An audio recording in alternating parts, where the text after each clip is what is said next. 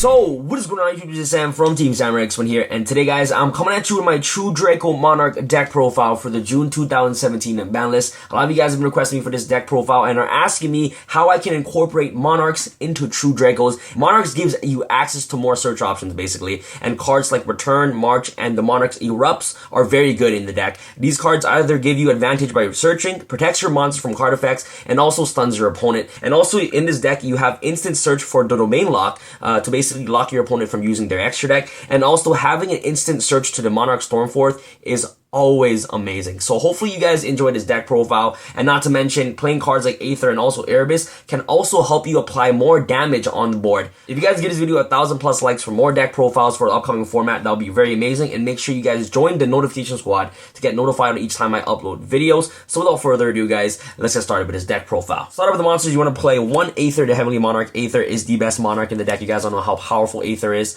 So one Aether, one Erebus, and one Kuros. These are the only Monarchs names that you actually play in the deck, but there's other cards that actually trigger off your Monarch cards, which I'll explain to you guys later. But Kuros is just really good in the deck. Being able to pop your true Draco spell and trap cards to draw 2 cards, and then triggering off the true Draco spell and trap cards in the graveyard to either destroy a monster and destroy back row is also very amazing. So that way you can interrupt your opponent's floodgates by disrupting them and also killing their monsters. And one Erebus, you guys don't know how powerful Erebus is. Erebus can either return a card from the field or hand directly to the deck, and this effect does not target, which is also really good. And Aether just helps you apply more damage on the board. The next card is also a Monarch type of monster. You want to play triple Ignis Heat, the true Draco warrior. The reason why you play triple Ignis Heat in this version is because Ignis Heat is 2400 attack and 1000 defense, so that's why this deck synergizes really well with true Dracos, so that way that cards like Return can search Ignis Heat, cards like Tenacity can activate to reveal Ignis Heat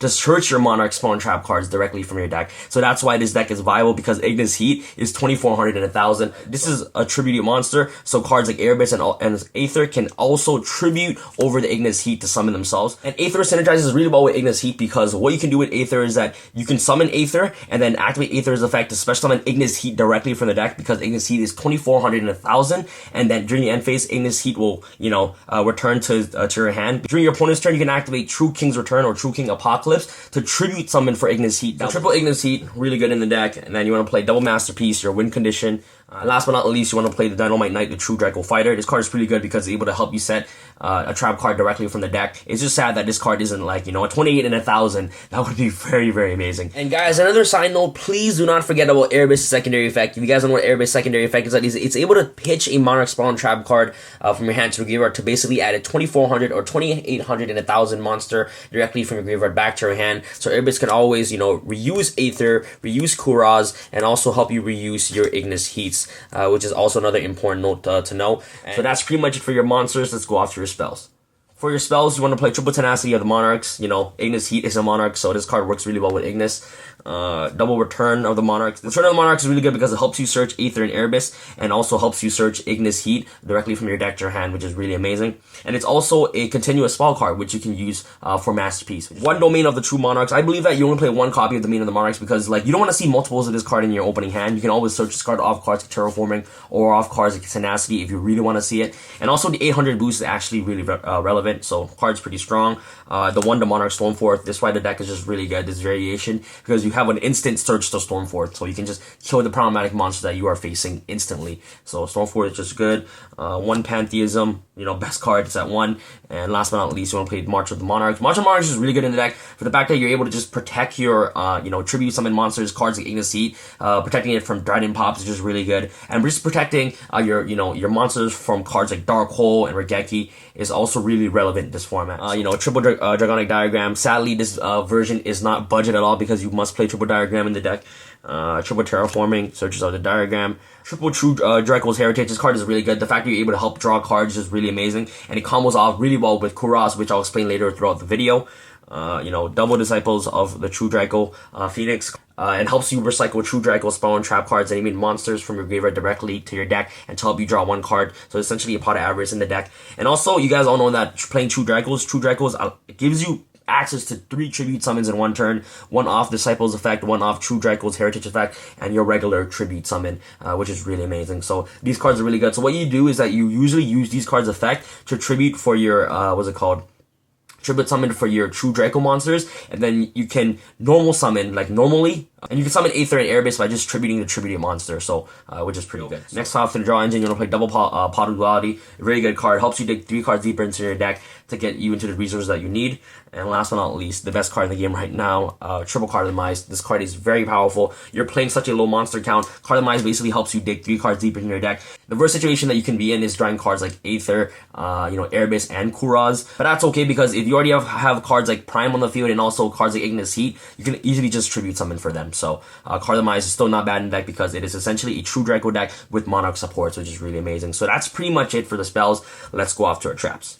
For the Monarch traps, I think that this is one of the best cards in the deck, is the Monarch's Erupt. Activate this card only if you have no cards in your extra deck, which you do, and control a Tribute Summon monster. Negate the effects of all face-up monsters on the field except for Tribute Summon monsters. During the end phase, if you control no Tribute Summon monsters, send this card to the graveyard. So this card is essentially a skill drain for your opponent. You're always going to have Tribute monsters on the field, which is really good, and this card is a searchable skill drain for the deck. So, card is really amazing. And it's also a continuous trap card, so you can utilize Masterpiece effect to banish this card in the grave if this card is in the grave to destroy a card in the field, which is really good. So 1 Erupt, the 1 to Prime Monarch. You guys don't know how good Prime is. Last but not least, for our True Draco's trap is True King's Return. Really amazing. And True Draco Apocalypse. Most of the time, I'm just going to be summoning Ignis Heat on my opponent's turn, which is really good, off True King's Return and also Apocalypse. These cards are the escalation of the deck, which is really powerful. And Apocalypse is really good because it helps you pop another True Draco card from the field to basically half all your opponent monsters attack. And also you can activate Apocalypse to pop cards like True King's Return to nuke the whole entire field by cutting your opponent's monsters attack in half. And then when True King's Return is sent from the spawn trap card zone to the graveyard, you basically get to store the monster on the field, which is really good. And these cards basically have the same secondary effect where it's able to help you tribute summon on your opponent's turn, and also they have the same effect where it's sent from the field to the graveyard. You basically get to destroy a monster on the field. So that's off to the side. If you want to play triple Ash Blossom, Ash Blossom is really good, especially going second. 1 Maxi, double Cosmic, Cyclone, Regeki Dark Hole, especially going, going second. Really good for board clearance against Zodiacs. Double Mirror Force, really good against Zoos as well. Double Unending Nightmare. And last but not least, you want to play double Dimensional Barrier to round off our side deck. And side deck is always up to personal preference. You guys can play whatever you guys like, but it's just to give you guys an overall idea on what you guys can play in this side deck.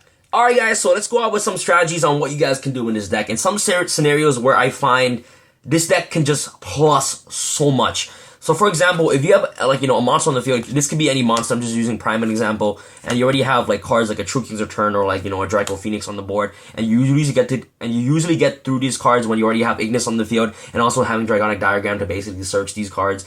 So you're more likely going to have these cards on the field anyways. And let's say you have access to Kuraz either by Aether's effect or just having a Kuraz in your hand. Tribute summon any monster on the field to normal summon Kuraz, and then you activate Kuraz effect to target these two. Okay, other than Heritage, you obviously want to see Heritage on the field. You activate Kuraz to target these two, destroy them.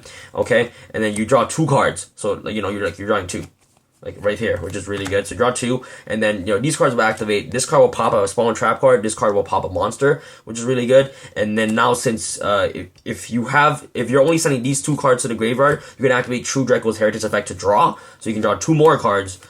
Which is just very powerful. So that's how you can easily just draw 4 cards in this deck by using the Kuraz and also True Draco's Heritage combo, which is really amazing. So alright guys, so if your opening hand looks like this hand is actually pretty good, or any way to get to return is also really good. So if you're open up Tenacity, you basically have the exact same hand. So what you can do with this hand is that you can just activate return, activate True Draco's Heritage, activate Heritage effect to basically help you tribute summon. So you must activate True Draco's Heritage effect to allow you to tribute summon. So that's off Heritage effect already. So tribute summon Heritage, summon Ignis, and then you activate True Draco's Heritage to pop a card, and then you can activate return, to search the Aether, and then now you can tribute this card to summon the Aether. Okay, and then Aether effect will activate, send 2 cards to the grave. You will send cards like like a Pantheism to the graveyard, which is really amazing. Pantheism, and also Prime Monarch to the graveyard, which is really good as well. So that's another way that you can easily tutor out Aether first turn. And also, what's really interesting about Aether is that Aether can activate its effect to special summon the Ignis Heat directly from your deck, so that way you can apply more DPS, which is really amazing. Especially going first, if you already have True Draco's Apocalypse or True King's Return, you can easily do this combo and then set this card, set any True Draco's trap, and during the end phase you activate Aether's effect. It requires you to return Ignis Heat back to your hand. So now you have Ignis Heat in hand, and then now during your opponent's turn you can activate, let's say that this card was True King's Return. Okay, let's say this card was True King's Return. Okay, and then you can activate True King's Return to revive back the Ignis Heat. Okay. And then you can activate True King's Return before your opponent try to enter battle phase or things like that by attributing the True King's Return to special summon, to normal summon the Ignis Heat that was returned to your hand, which is really amazing. So that's another cool way that you can apply more damage on the board. And then next turn, if this board still lives and you have a diagram, this card becomes 27, 27, and 2800 damage, which is really good. And also Return of the Monarch is just really good in the deck because it helps you dodge Solemn Strike. Like back in the day when you guys play Monarchs, you guys all know the chain links when you summon the big Monarch. Obviously, a Return of the Monarch chain link 2 and the Monarchs that will summon effect will be chain link 1. So that way that your opponent cannot interrupt the chain by Solemn Striking as chain link 3. So that's another cool way that you guys can utilize the Return of the Monarch. So, and remember guys, these cards like Return, March, if these cards are in the graveyard, these cards are masterpiece fodders because they're continuous spell spell cards. So that's some cool strategies that you guys can do with this deck. I'm definitely gonna be testing this deck even more throughout the format. So hopefully you guys enjoyed this video. If you guys like the deck idea,